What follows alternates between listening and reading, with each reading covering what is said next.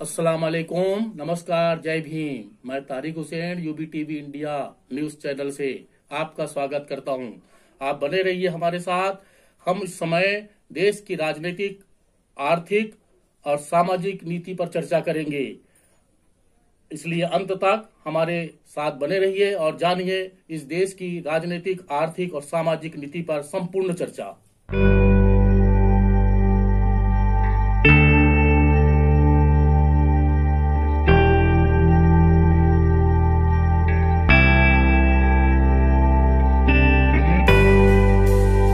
वर्ष 2014 का आम चुनाव, भाजपा ने जो लड़ा था वो चुनाव यूपीए सरकार के विरुद्ध भ्रष्टाचार, लोकपाल बिल और गुजरात मॉडल को प्रोजेक्ट करते हुए लड़ा था।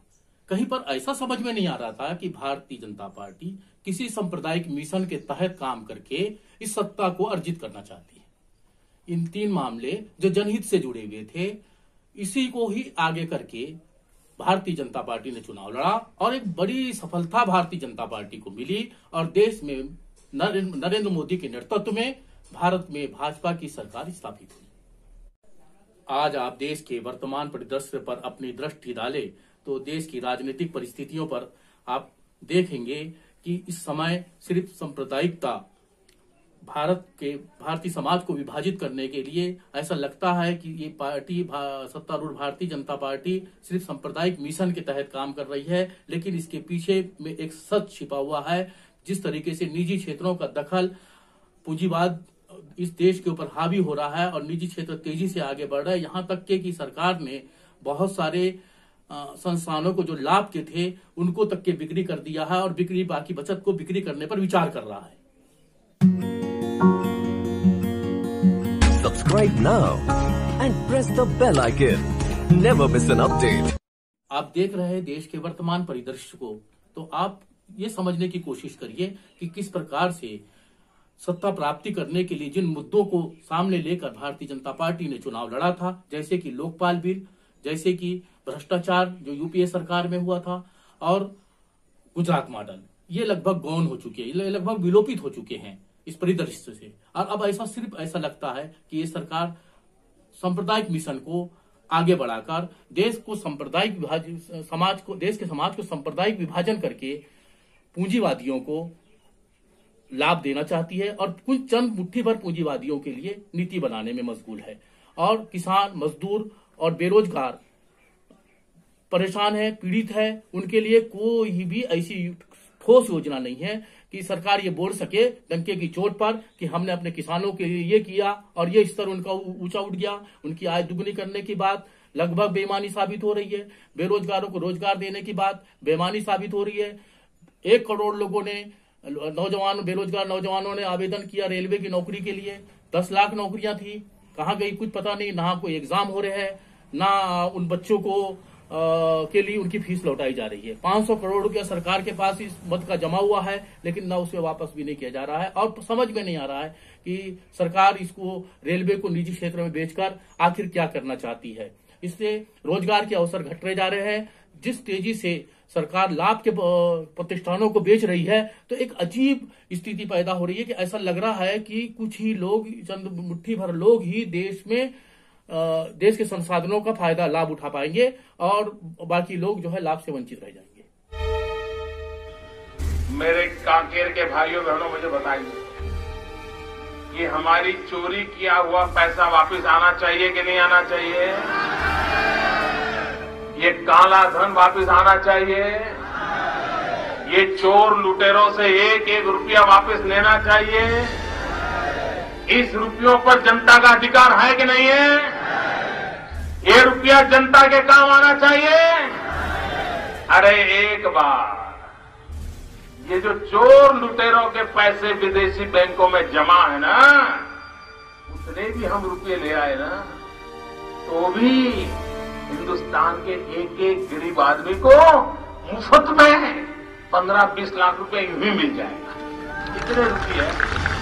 अब आप देखेंगे कि किस प्रकार के लाभ के संस्थानों को हमारी भारत सरकार बेचने के लिए मशगूल है, बेचने के लिए वो योजनाएं बना रही है और लगभग कईयों को बेच भी दी है। हमारे लाभ के संस्थानों को इस प्रकार से विभाजित किया गया है। हमारे देश में 10 महारत्न लाभ के संस्थान हैं, जिसमें पहला कोल इंडिया और भारत पेट्रोलियम है। कोल इंडिया और भारत पेट्रोलियम का बहुत सा हिस्सा प्राइवेट लोगों को बेच दिया गया, उसके शेयर बेच दिए गए, जबकि आपको इसमें अरबों रुपए की आय थी। भारत सरकार को इसमें अरबों रुपए की आय थी और ये निजी क्षेत्रों को दिया जाना ये समझ से परे है।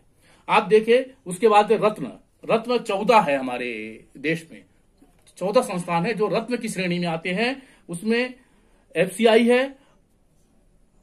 एफसीआई को भी बेचने की सरकार ने योजना बना ली है। उसके बाद में मिनी रत्न कहलाते हैं जो 63 है। ये 63 मिनी रत्न में एयरपोर्ट है, बीएसएनएल है, इसको भी सरकार जो है बेचने की तरफ तत्पर है। ये समझ से परे है कि जो संस्थान घाटे के हैं उसको सरकार नहीं बेच रही है और जो संस्थान लाभ के हैं उसको सरकार बेच रही है। ऐसी दशा में हम अपने देश की आर्थिक सामाजिक ढांचे को कैसे बचाए रख सकेंगे? हम कैसे बेरोजगारों को रोजगार दे पाएंगे? कैसे अशिक्षित को शिक्षा दे पाएंगे? कैसे अस्वस्थ को स्वस्थ कर पाएंगे? ये समझ में नहीं आ रहा है। 2014 के मेरे इन शब्दों को मां भारती के वीरों को नमन करते हुए आज मैं फिर से दोहरा रहा हूं। सौगंध मुझे इस मिट्टी की,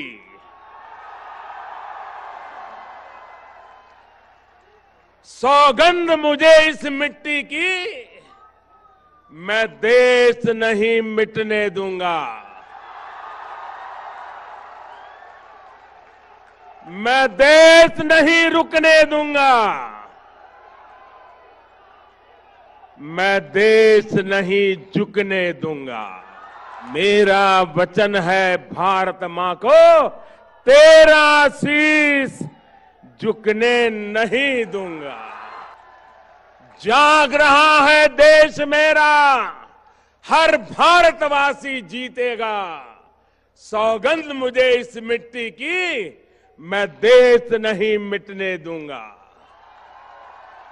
रोजी रोटी, रोजगार, शिक्षा, स्वास्थ्य जैसे मुद्दे सरेंडर हो चुके हैं और वो मुद्दे जिनसे आम जन को कोई लेना देना नहीं है वो मीडिया में छाए हुए हैं। ऐसा लगता है कि जो मुद्दे जनता को लाभ अर्जित करने के लिए होना चाहिए था, लोगों को फायदा देने के लिए होना चाहिए था, उस प्रकार की कोई नीतियां सरकार के पास नहीं है। सरकार सिर्फ एक ही बात करना चाहती है कि किसी भी हाल में पूंजीवादी लोगों को लाभ अर्जित दिया जा सके, पूंजीपतियों को लाभ दिया जा सके।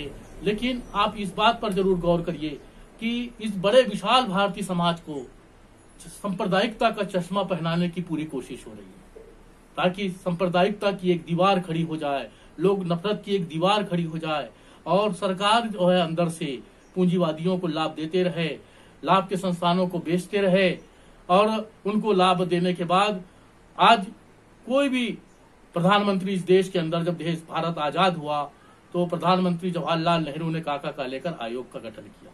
काका कालेकर आयोग ने ओबीसी के आरक्षण 50% आरक्षण देने की व्यवस्था बनाई, लेकिन आज तक किसी भी प्रधानमंत्री ने उस रिपोर्ट को लागू नहीं किया।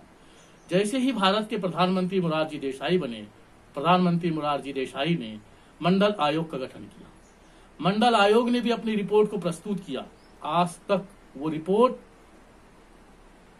पर कोई अमली जामा किसी भी प्रधानमंत्री ने नहीं पहनाया और आज तक ओबीसी का एक बड़ा वर्ग जो है आरक्षण से वंचित रह गया।